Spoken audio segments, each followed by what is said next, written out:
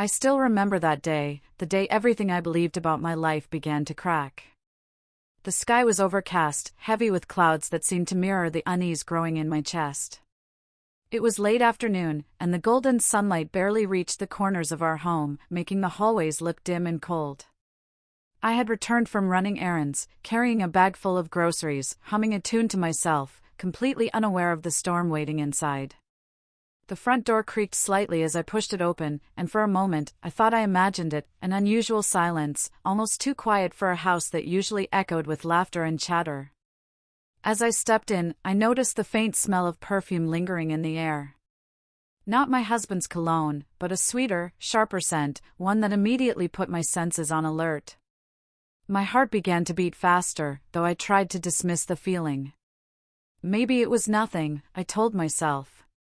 Maybe I was just tired from running around all day. But then, I heard it, a low laugh. It wasn't loud, just soft and almost teasing, but enough to stop me dead in my tracks. It was coming from the bedroom upstairs. My stomach turned cold. That laugh, it didn't belong to me. I hesitated, frozen in the hallway, gripping the grocery bag tighter.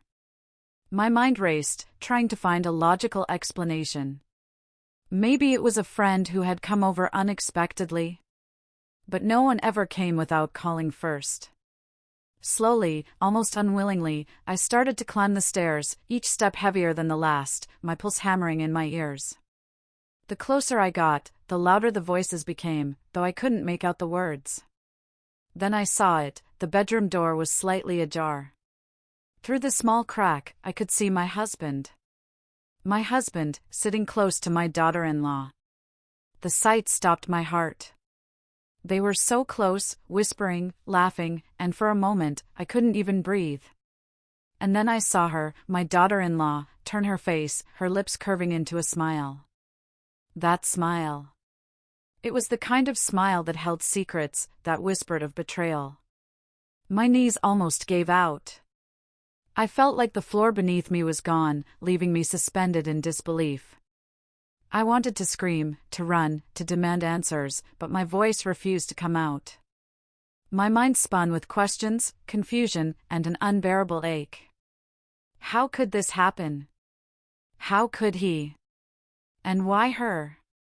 For a moment, I just stood there, frozen, watching them, feeling the air grow heavier around me.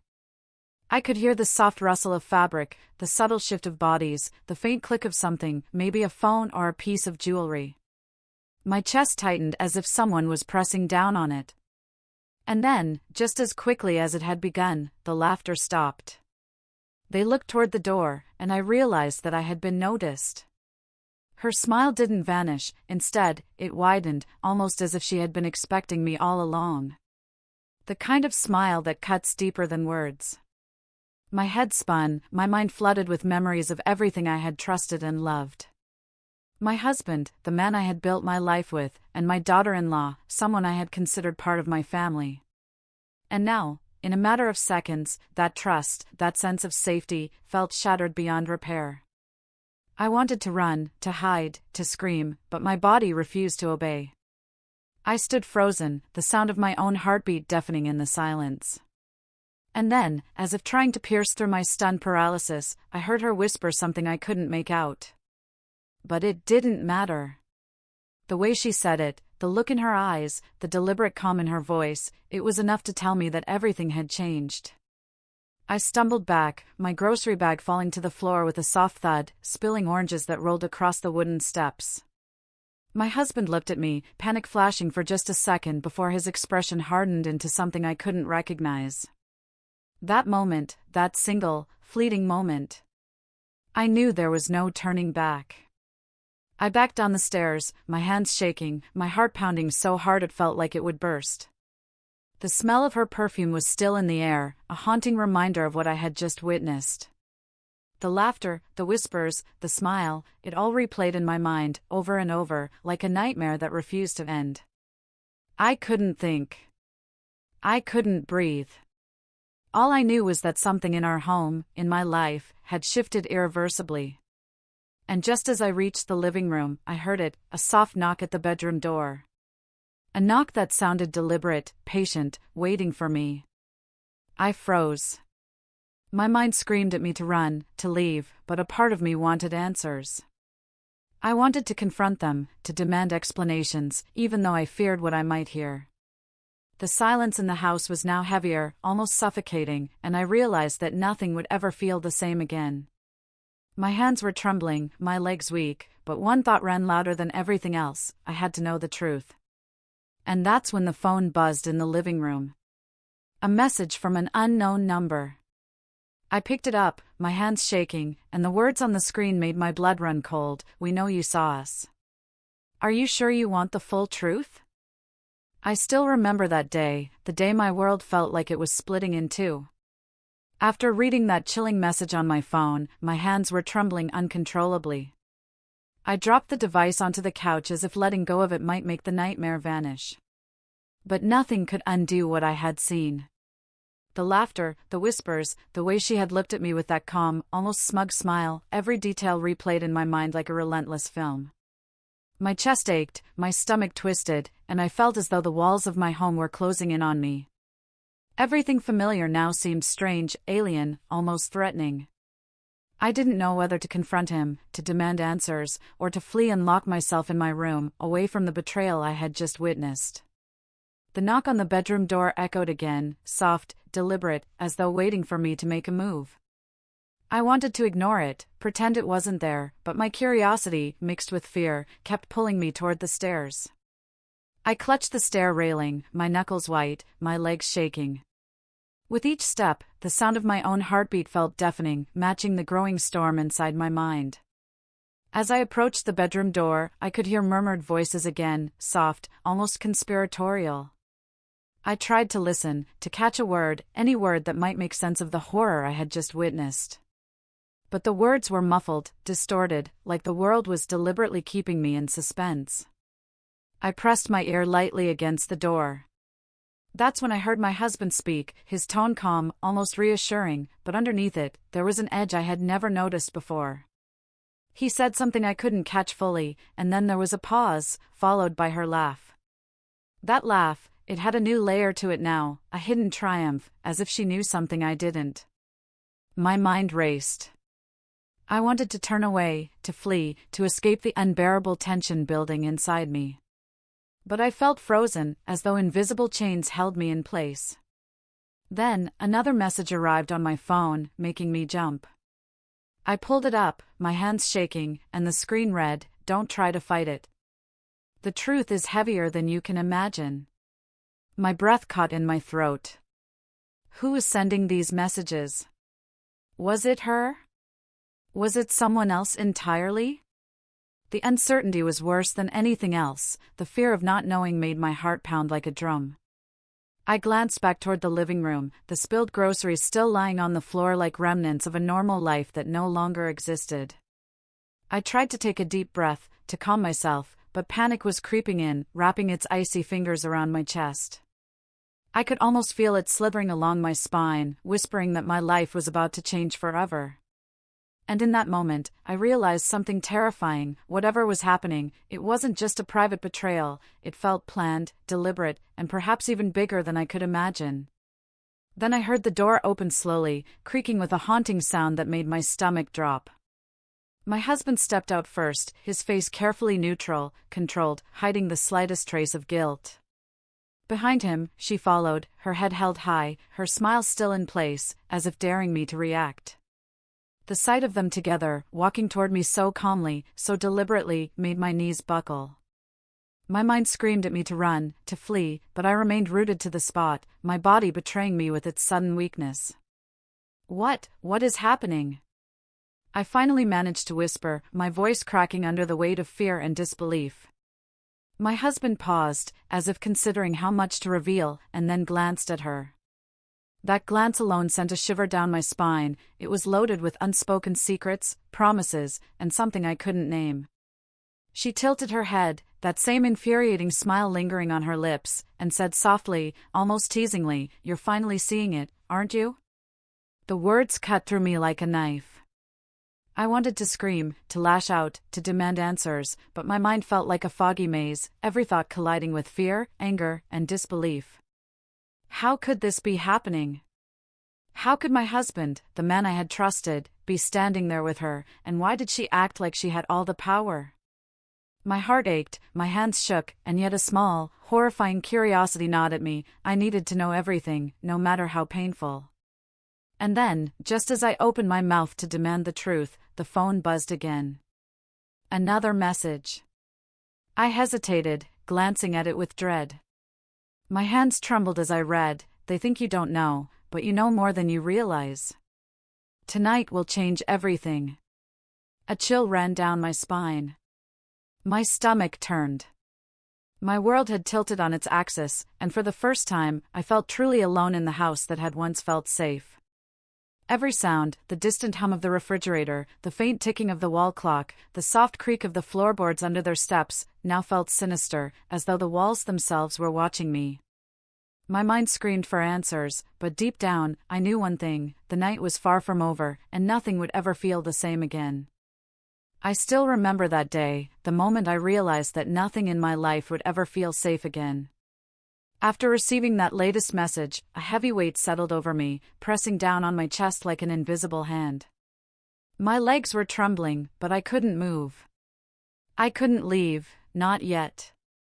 There was something I needed to understand, something I needed to see with my own eyes, no matter how terrifying it might be.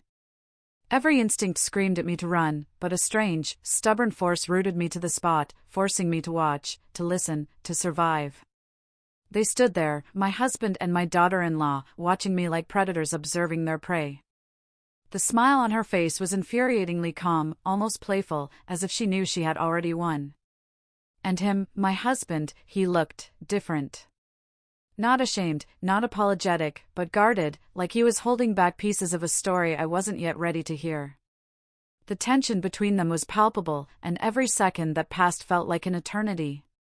I could feel my heart thundering in my chest, my palms damp with sweat, and my mind was a whirlwind of emotions: shock, anger, betrayal, confusion, and something I couldn't even name. Finally, I managed to speak, my voice trembling. What is happening here? Why are you doing this?" My words sounded weak, almost pathetic even to my own ears, but I couldn't stop. I needed answers, even if they broke me completely. My husband's eyes shifted briefly to her, and then back to me. There was hesitation, a moment of silence that stretched unbearably long, before he finally spoke, his tone calm, almost unnervingly so. "You weren't supposed to see this yet," he said. Those words hit me like a physical blow. Not supposed to see it? What did that mean? And yet, hearing him say it made a part of me shiver with fear. What had I walked into? She stepped closer, her smile never faltering. "You've always been careful," she said, her voice soft, almost whispering. "But you weren't careful enough this time." The words were sharp, deliberate, and they cut deeper than anything else. I wanted to scream, to lash out, to shake some sense into her, but I felt paralyzed, trapped in the web of disbelief that had slowly been tightening around me. My mind raced. Had they been planning this? How long had this been going on? And most importantly, why? I took a shaky step back, my hand brushing against the edge of the staircase, grounding myself. My eyes darted around the room, searching for any clue, any sign that might make sense of the chaos. But there was nothing, no hidden messages, no evidence of wrongdoing beyond the undeniable truth in front of me. And yet, the messages on my phone told a different story, one darker and more threatening than I could have imagined. Someone knew I had seen them. Someone knew I was watching. And that thought terrified me. Then I heard it, a soft click, almost too quiet to notice at first. I turned, and my heart stopped. The bedroom door, which had been ajar, slowly closed, shutting out any chance of retreat. The sound echoed through the house like a warning. My breath caught in my throat. For a moment, the world seemed to pause, leaving only the three of us in that tense silence. And then she spoke again, her voice calm, almost cruel in its clarity. "The real question isn't why we did this, it's what you're going to do about it." Her words hung in the air, heavy and suffocating. I felt trapped between fear and rage, and the walls of my home, once comforting, now seemed like a cage. I wanted to leave, to escape this nightmare, but something inside me, a stubborn need for answers, for truth, kept me frozen. My mind was racing, trying to piece together fragments of what I had seen, what I had heard, and what I could imagine. But the more I thought, the more impossible it seemed to understand. And then the phone buzzed again. I didn't want to check it, but my trembling fingers betrayed me. I unlocked it and froze. Another message, more chilling than the last: "You're closer than you think. But beware, some truths are more dangerous than lies." The words felt like ice crawling down my spine. I glanced at them, him and her, and saw that same knowing smile on her face. She seemed to enjoy my fear, my confusion, my helplessness. And he didn't stop her. That realization was worse than any words could express. I sank slowly into the nearest chair, my mind a whirlwind of questions with no answers. The air in the room felt heavy, almost electric, as though the house itself was holding its breath. Every creak, every distant sound, every shadow seemed to carry a hidden message, a warning I couldn't yet decode. And in that silence, a terrifying thought struck me: I might have just scratched the surface of something far bigger than I could imagine, something that could change everything about my life, forever. I still remember that day, the day my home, my life, my trust, all felt like fragile glass ready to shatter. After staring at them, my mind was a storm of confusion and disbelief. The silence in the room was unbearable, broken only by the faint hum of the ceiling fan above, circling slowly as if mocking the chaos in my heart. My hands shook, my chest ached, and every instinct screamed at me to run, to escape this nightmare. But some deep, stubborn part of me refused to leave. I needed to know, even if the truth would destroy me. I took a careful step forward, the floor creaking beneath my weight. I could see the glint in her eyes, the same smile, but now sharper, more calculating. It was the kind of smile that made you doubt your own judgment, your own memories. And my husband, he looked calm, composed, almost like he was waiting for me to make a move. The tension between us was thick enough to cut through, yet I couldn't speak. Words failed me. My throat felt tight, my mind spinning. I tried to piece together what I had seen, what I had heard, and what these messages on my phone might mean, but the pieces refused to fit. Suddenly, the silence was broken by a soft, deliberate sound: the doorbell. I froze. No one ever came without warning. The sound echoed in the quiet house, sharp and unexpected. My heart skipped a beat. Who could it be? And why now? My husband looked toward the door, but his expression didn't change. He didn't move to answer it. She, on the other hand, tilted her head, that same infuriating smile lingering, as if daring me to react. My mind raced. Was this part of the plan? Was someone else involved? The fear that had been simmering beneath my skin now boiled into a sharp, almost physical ache.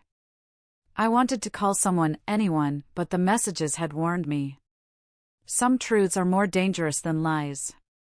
The words repeated in my mind like a sinister chant. I glanced at the phone again. Another message had arrived: open the door, but be careful. What you see might change everything. My hands trembled violently. Open the door? How could I even consider it?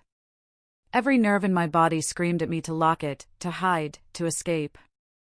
And yet, a part of me, a desperate, morbid curiosity, urged me forward. With shaking hands, I reached for the doorknob, my entire body resisting the motion. My thoughts were a whirlwind. What if it was a neighbor, or a friend, or someone who had nothing to do with this nightmare? But deep down, I knew it wasn't ordinary. Nothing about this day, this house, or my life had been ordinary since I walked in on them. I twisted the knob slowly, each turn echoing in my ears, and took a deep breath, trying to steady my shaking hands. I opened the door, and there was no one. Nothing. Just the quiet street outside, empty and calm, almost mocking in its normalcy. I blinked, confused, and stepped outside cautiously. The air was crisp, carrying the faint smell of rain that had passed hours before. Nothing seemed out of place. And yet, I noticed something on the porch. A small envelope, neatly placed, as though waiting for me. My heart thudded painfully. I picked it up, my fingers numb, and slowly opened it. Inside was a single photograph. I gasped. My hands trembled as I looked at it. It was a picture of my husband and her, yes, but not just them. There was another person in the photo, a stranger I didn't recognize, standing in the background with a face that was partially hidden. The angle, the lighting, it all seemed deliberate, like someone wanted me to see it, to feel the weight of what I had stumbled into. A shiver ran down my spine. I felt exposed, vulnerable, and more terrified than ever. This wasn't just betrayal. It was something bigger, something planned, controlled, and terrifyingly precise. I turned back to the house, my mind racing. They were inside, waiting. Watching me. And now, this photo, this new piece of the puzzle, made me realize that I was only scratching the surface. Whoever had sent this knew I was fragile. Knew I was scared. And most importantly, knew exactly how to manipulate me. My stomach twisted with fear, my chest tight with dread, and I realized that the rest of the day, the rest of this nightmare, was only going to get darker. And then, I heard the faint sound of footsteps inside. Slow. Deliberate. Approaching the door from the hallway. My heart froze. I could hear the soft rustle of fabric, the faint whisper of voices behind closed doors. And suddenly, a voice, soft, almost gentle, but carrying an edge I couldn't ignore, called my name. "Are you ready to see everything?" I still remember that day, the way my heartbeat echoed in my ears when I heard that voice calling my name. It sounded soft, calm, almost familiar, but something about it chilled me to the core. I stood frozen at the door, the photograph clutched tightly in my trembling hands, my mind spinning. "Are you ready to see everything?" Those words repeated in my head like a haunting melody I couldn't escape. I wanted to run, to scream, to throw the photo away and forget everything I had seen, but I couldn't. The fear was too deep now, too tangled with curiosity. I turned slowly toward the sound, my pulse pounding in my throat. The hallway was dim, shadows stretching across the walls like twisted fingers. My husband stood at the end of it, his face calm but unreadable, his eyes fixed on me. Behind him, she appeared, my daughter-in-law, leaning slightly against the wall, her smile still there, faint but cruel, like she was enjoying every second of my pain. I could feel my knees weaken. "What do you mean?" I whispered, my voice barely audible. "What is this? Who sent this picture?" He didn't answer. He just looked at me for a long, heavy moment, and then he said quietly, "You were never supposed to find out this way." His voice was low, almost regretful, but there was no warmth in it. Only control. My stomach turned. "Find out what?" I demanded, taking a shaky step forward. "What have you two done?" The words came out sharper than I expected, trembling with anger and fear. She laughed softly, that same unnerving laugh that had haunted me since the moment I saw them together. "It's not about what we've done," she said, "it's about what you don't know." Her words sent a shiver down my spine. I looked down at the photo again, at that mysterious third person standing behind them. "Who is he?" I asked, my voice breaking. "Why is he in this picture?" Neither of them answered. My husband looked at her, almost as if waiting for her permission to speak. That look, silent communication between them, made me feel sick. She finally stepped forward, her tone almost pitying. "He's the one who started all this," she whispered. My mind went blank. Started what? My thoughts were a blur of fear and confusion. I tried to form words, but nothing came out. My heart was hammering so fast it hurt. "You're lying," I managed to say, though I didn't even believe it myself. Her smile didn't fade. "Am I?" she asked softly. Then why do you think someone keeps messaging you? Why do you think they know everything that's happening? Her words hit me like a wave of ice. My hand tightened around the phone in my pocket. Another message. My stomach clenched. I pulled it out, my fingers trembling so badly I could barely swipe to open it. The screen lit up with a new message: "He's not who you think he is." None of them are. My breath caught in my throat. I looked up at my husband, at her, my mind spinning out of control. "What is this?" I cried. "What's going on?" He stepped closer now, slowly, deliberately, his eyes never leaving mine. "You have to stop asking questions," he said, his tone almost a warning. "You're only making it worse." That's when I noticed it, his hand. He was holding something small, metallic. A key. It glinted faintly in the dim light, and for some reason, the sight of it made my skin crawl. "What's that key for?" I asked quietly, afraid of the answer. He didn't respond, but she did. "It's the key to the truth," she said, her smile widening. The key to the truth. The phrase sent chills racing down my spine. My head was spinning, my breath coming in short gasps. "What truth?" I demanded, my voice rising. "What are you hiding from me?" For the first time, I saw her expression change. Her smile faltered slightly, replaced by something darker, colder. She stepped closer, her voice barely above a whisper. "If you want to know, follow him tonight. But be ready, you might wish you never did." Her words burned into my mind. Follow him? My husband turned sharply toward her, his jaw tightening, his calm cracking for just a second. "Don't start this," he snapped. But she just looked at him, unbothered. "It's too late," she said softly. "She's already seen enough." The air between them felt charged, like something dangerous was about to happen. I couldn't breathe. I wanted to scream at them both, to demand the truth, but my body wouldn't move. My mind was racing through every possibility, every memory, every strange thing I might have missed in the past. And then, without another word, he turned and walked toward the back door, slipping the key into his pocket. She watched him go, her eyes cold, then turned back to me and whispered, "If you want answers, follow him when the lights go out." I stood there long after they both disappeared from sight, the house sinking into silence again. My hands were shaking, my heart aching, and my mind refused to calm down. The photo. The messages. The key.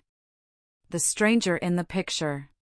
None of it made sense, but one thing was clear: something far darker was hiding beneath this betrayal, something they were both desperate to keep from me. As night began to fall, the house grew colder, quieter. The shadows stretched longer, swallowing the light inch by inch.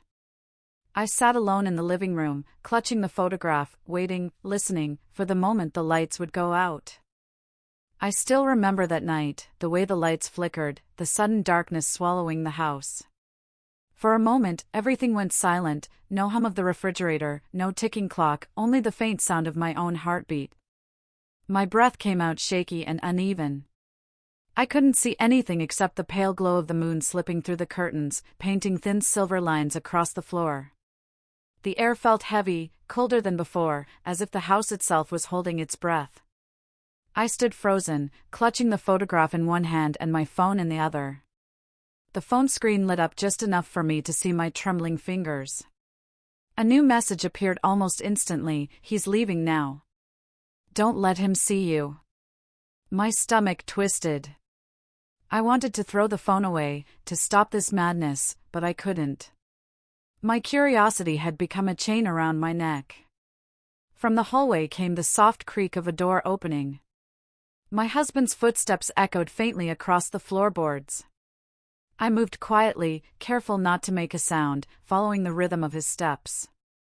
Every sound in the dark felt louder: my heartbeat, the whisper of my clothes, even my shallow breathing. I followed him through the corridor, past the family portraits that now felt like ghosts watching me. He headed toward the back of the house. Through the kitchen window, I could see the faint shimmer of moonlight outside. I hid behind the curtain, peeking through a small gap. He was there, stepping into the backyard, holding a small flashlight in one hand and that same key in the other. I frowned, trying to make sense of it.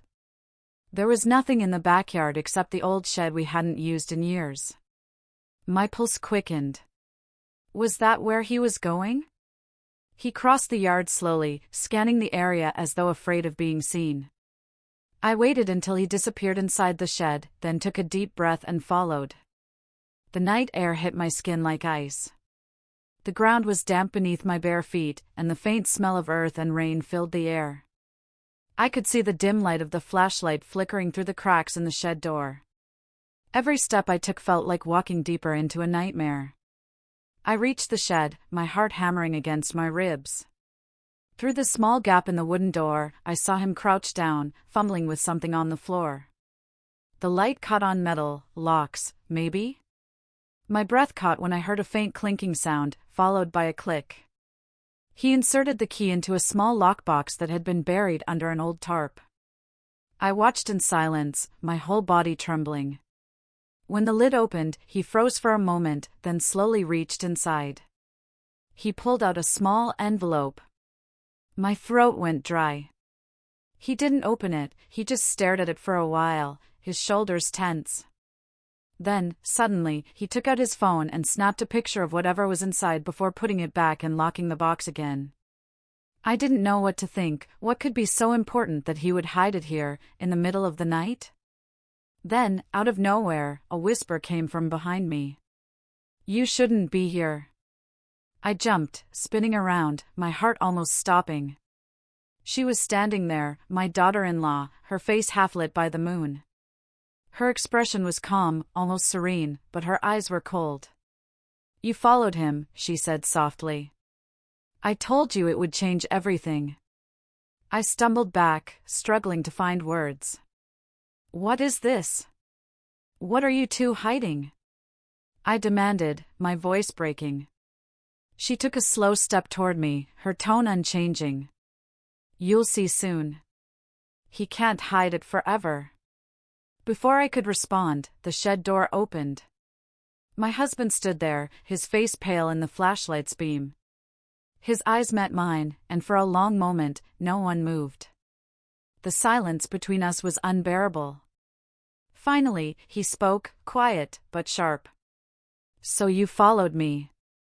His tone wasn't angry, just tired, resigned. "You were never supposed to come this far." I opened my mouth to speak, but he raised his hand. "Go back inside," he said. "You don't want to know what's in this box." The key glinted in his hand as he locked the shed once more. My daughter-in-law stood behind him, her smile returning, faint but poisonous. I stared at them both, my fear slowly turning into something else, determination. I had spent too long being silent, too long being afraid. "No," I said finally, my voice trembling but firm. "I'm not leaving until I know the truth." He sighed, running a hand through his hair, and for the first time that night, I saw something flicker across his face, guilt. "If you open this box," he said quietly, "nothing will ever be the same again. For any of us." He turned away then, walking back toward the house, the flashlight beam bouncing with his steps. She followed him, but not before glancing back at me one last time. Her smile faded, replaced by something colder, emptier. "Be careful what you wish for," she whispered. And then they were gone, leaving me alone in the dark, the sound of the wind rustling through the trees. I stood there, shaking, staring at the locked shed, my mind torn between fear and curiosity. The moonlight reflected faintly off the padlock, and I realized I needed that key. I still remember that night, how I barely slept a minute. Every time I closed my eyes, I saw that shed, that locked box, and the glint of the key in my husband's hand. My mind wouldn't stop racing. What was inside? Why had he hidden it? And why did my daughter-in-law act like she knew something I didn't? The question spun around and around until morning light finally crept through the curtains. But even daylight couldn't chase away the fear that had settled deep in my chest.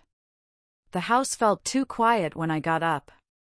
No footsteps, no voices, just the low hum of the refrigerator and the faint creak of the wooden floor beneath my feet. My husband was gone. His car keys were missing from the hook. I peeked into the guest room, her room, and saw that her bed was perfectly made, untouched. They were both gone.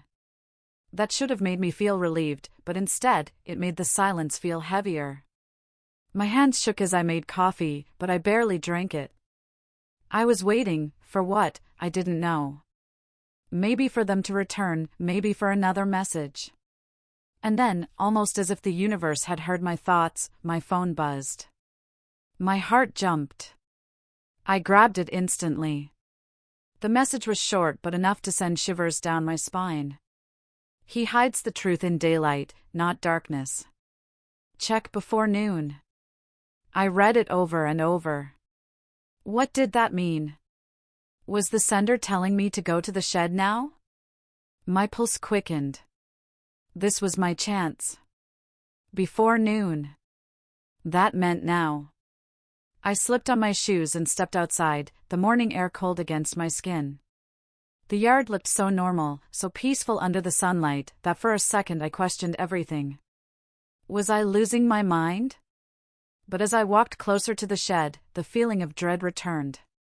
I could see faint footprints in the dirt, his, probably, leading right to the door. My breath came faster. The lock still hung there, shining in the light. I tugged it gently, half hoping it might have been left open, but it didn't budge. My heart sank. Then I remembered, he kept his keys in the drawer beside the bed. Always. I ran back inside, my footsteps echoing in the empty house. My hands trembled as I pulled open the drawer, rummaging through old papers, coins, receipts, and then, there it was, the small silver key. My throat tightened as I picked it up. It felt heavier than it should have, as if it carried the weight of all the secrets I wasn't supposed to know. I hurried back outside, the world around me eerily still. Not a sound, not a breeze. Only the distant chirp of a bird breaking the silence. I fit the key into the lock. My hands were shaking so much it took me 2 tries to get it right.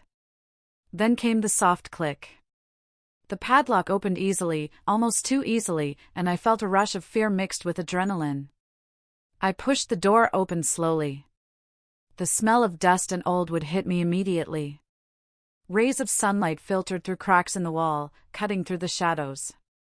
My eyes darted around until they landed on the small lockbox beneath the tarp, the same one I'd seen him open last night. I knelt down beside it, my breath shaky. My hands hesitated for a moment before lifting the lid. Inside, I found a stack of old envelopes, yellowed with age. Each one had my husband's handwriting on it. I pulled out the first one. It was addressed to me. My heart pounded as I opened it. The letter inside began simply. If you're reading this, then everything has already fallen apart. I never meant for you to see the truth this way. My eyes blurred as I read on. His words painted a story I couldn't believe, one filled with lies, hidden guilt, and something darker than betrayal. He confessed that years ago, before our marriage, he had been involved with someone who had disappeared suddenly. No one ever knew the truth about what happened. No one but him. He had been covering it up for years. My breath caught when I reached the last line, she found out. That's why she's here.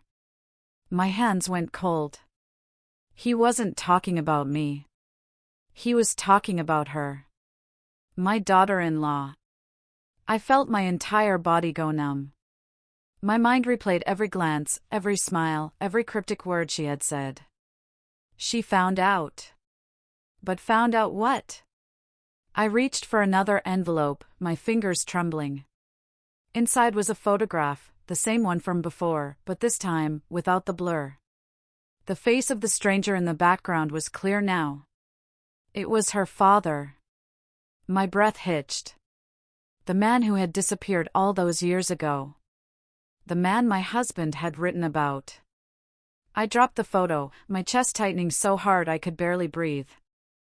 Everything began to make sense, the way she looked at me, her calmness, her words. This wasn't just betrayal. This was revenge. Before I could process it, my phone buzzed again. I grabbed it, my heart racing. The message read, "Now you know why she smiles." The phone slipped from my hands. My vision blurred with tears. The truth was too much, it was heavy, suffocating. My husband hadn't just betrayed me. He had destroyed someone else's life long before ours began. And now, the past had come back in the form of the woman we had welcomed into our family.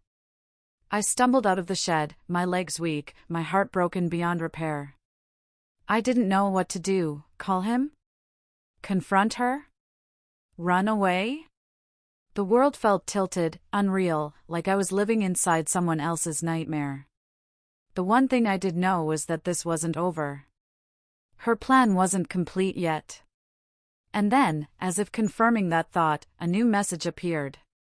He's coming back. Don't let him see the box. I still remember that day, how the sunlight felt wrong, too bright for the storm that was about to break inside me.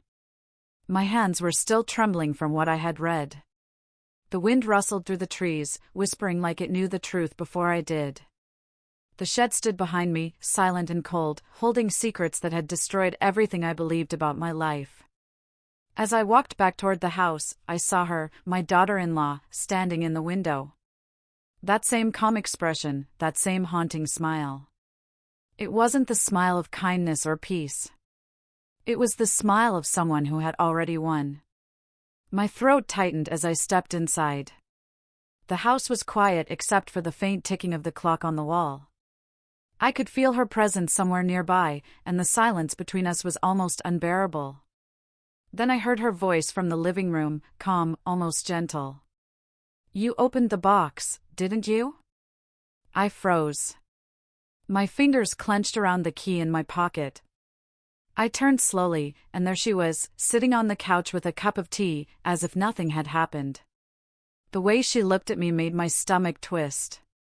There was no anger, no guilt, only a strange kind of sadness mixed with satisfaction. I tried to speak, but my voice broke. "Why? Why didn't you just tell me?" She looked down at her cup for a moment before answering softly, "Would you have believed me?" Her words hung in the air. I didn't answer because deep down, I knew she was right. I had trusted my husband completely. I would have defended him even against the truth. Then she stood up, her eyes glinting in the morning light. "He took everything from me," she said, her voice trembling slightly now. "My father disappeared when I was a child. Everyone said he ran away, that he was a coward. But I found the truth. I found the letters, the photos, the lies. And when I saw his face in your husband's old records, I knew I had to make him see what it feels like to lose everything." Her words hit me like a wave of cold water. My knees felt weak. "So you married my son, just to get close to him?" I whispered. She looked away, silent for a long moment. "It wasn't supposed to go this far," she said finally. "I thought I could live with the hate, hide it. But every time he smiled at me, every time he called me daughter, I saw my father's face." Before I could reply, the sound of a car pulling into the driveway broke the silence. My heart jumped. He was back. My husband. I could feel my pulse in my ears as his footsteps approached the door. She didn't move. She just stood there, staring at me, as if waiting for me to decide what to do. When he entered, his face went pale the moment he saw us together. He looked from her to me, then at the shed through the window. "You opened it," he said quietly, more a statement than a question. I stepped forward, my voice shaking. "You lied to me. All these years." He looked tired, older somehow, as he whispered, "I didn't mean for any of this to touch you." She laughed softly then, but there was no joy in it. "You didn't mean for it to touch anyone, right? Not even when you left my father to die?" My head spun. What are you saying?" I asked, barely able to get the words out. He turned toward her, guilt flooding his eyes. It was an accident. I tried to help him, but... Stop lying, she screamed, her voice breaking. Tears streamed down her face as years of pain poured out in a single breath. You buried him. You left him there and walked away like nothing happened. The room fell silent. My husband's face crumpled as he whispered, I was scared. I didn't mean to. I couldn't breathe. The truth was too much. Everything I'd believed in, my marriage, my family, my peace, had been built on a lie. My legs gave out, and I sank into a chair, numb. She wiped her tears, her voice calm again. Now he knows what it feels like, she said, looking straight at me. To lose everything he loves. For a long moment, none of us spoke. The only sound was the faint ticking of the clock and the wind outside. Then she picked up her bag from the table and walked toward the door. She paused for just a second, looking back at me with a softer expression. You were never part of this, she said quietly. I'm sorry you had to see it. And just like that, she was gone. I sat there for what felt like hours, unable to move. My husband sank to the floor, his head in his hands. The house that once felt like home now felt like a graveyard of secrets. That night, I went back to the shed one last time. I didn't open the box again, I couldn't. I just stood there under the pale moonlight, letting the silence swallow me whole. The world felt heavier, but somehow clearer. I had lost everything, yet I had finally seen the truth. When I walked back inside, the clock struck midnight. My husband sat silently at the table, staring at nothing. The smile that used to warm me was gone forever. The house, the memories, the life we built, all of it had changed.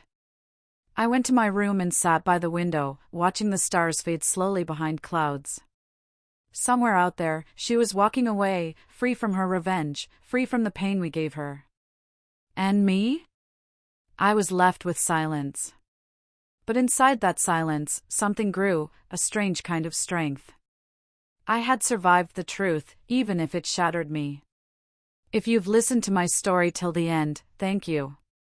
Life can hide the darkest secrets behind the warmest smiles. Sometimes, truth doesn't heal, it breaks you first. But even broken, you can still stand again. If you enjoyed this story, please like, subscribe, and share your thoughts in the comments. Your support means the world to me, and I'll be back soon, with another story you'll never forget.